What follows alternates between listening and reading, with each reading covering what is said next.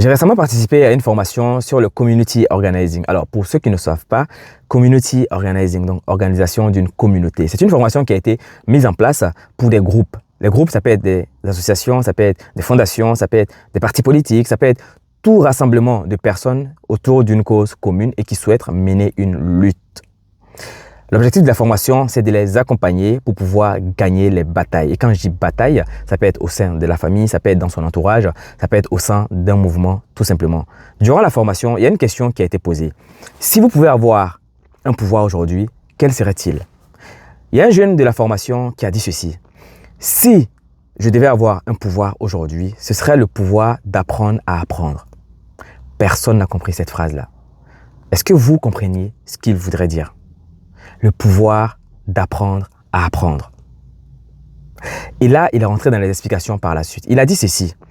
Avoir le pouvoir d'apprendre à apprendre, c'est de souffrir ou de s'ouvrir tout simplement un champ de possibilités infinies.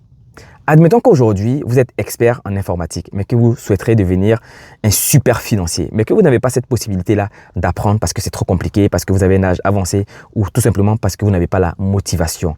Mais si vous avez le pouvoir d'apprendre à apprendre, ça veut déjà dire que la première chose que vous allez pouvoir apprendre, ça c'est la première chose. Et la deuxième chose, c'est qu'il n'y aura aucune contrainte qui vous empêchera de pouvoir comprendre et surtout d'apprendre.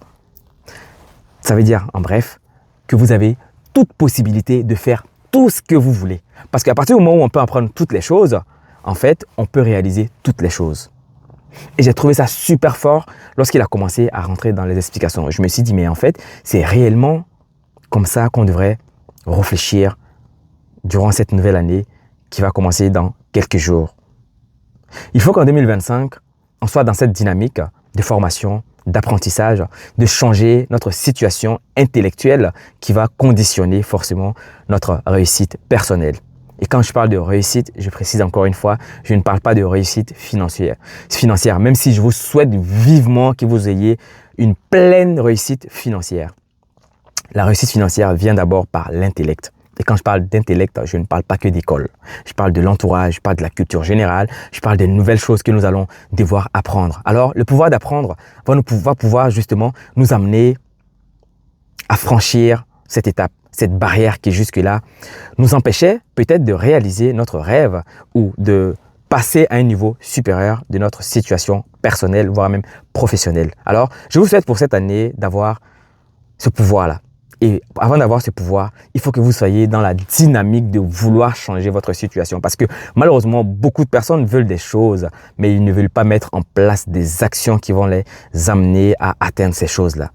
Ne soyez pas passif, soyez actif. La passivité vous a conduit à rien durant cette année 2024. Alors, en 2025, on ne devrait pas se plaindre de nos situations en répétant exactement les mêmes choses. Sortons de notre zone de confort. Peut-être qu'on le dit assez, mais je pense que les gens ne l'entendent pas assez. Sortons de notre zone de confort. Il faut qu'on sorte de cette zone-là qui jusque-là nous met dans un confort qui nous empêche de réaliser réellement ce qu'on a envie de réaliser. Donc ainsi, d'atteindre les objectifs que nous nous sommes fixés. En tout cas, pour ceux qui se sont fixés les objectifs. Ça va être l'heure du bilan. Beaucoup vont revenir pour redire la même chose. Finalement, il n'y a eu aucune amélioration de leurs conditions de vie. Je pense que personne ne veut cela pour son année 2025. Alors, pour que cela arrive, il faut avoir ce pouvoir de pouvoir apprendre. Voilà ce que je voulais partager avec vous aujourd'hui. J'ai beaucoup aimé la phrase de mon collègue lors de la formation et donc j'ai souhaité partager avec vous aujourd'hui pour que nous puissions peut-être nous tous en tirer des enseignements et surtout de mettre en application cette façon de voir la vie. À très bientôt. Au revoir.